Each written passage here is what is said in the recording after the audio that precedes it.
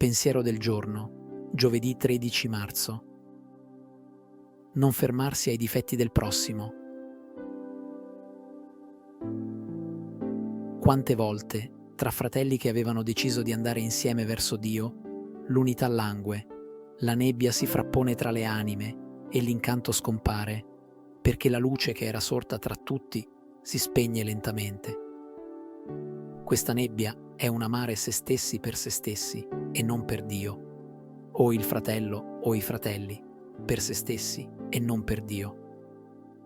Molto spesso è un giudizio impreciso su qualcuno che vive con noi.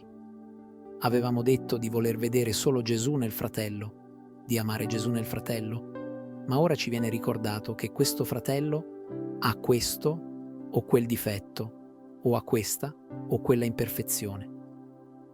Il nostro sguardo si complica e il nostro essere non è più illuminato. La conseguenza è che l'unità è rotta e siamo in errore.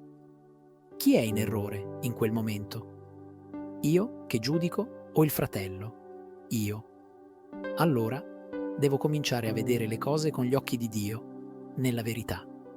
La carità è mantenuta dalla verità e la verità è pura misericordia, di cui dobbiamo essere rivestiti dalla testa ai piedi per poterci chiamare cristiani. Chiara Lubich, La dottrina spirituale, Città Nuova Editrice.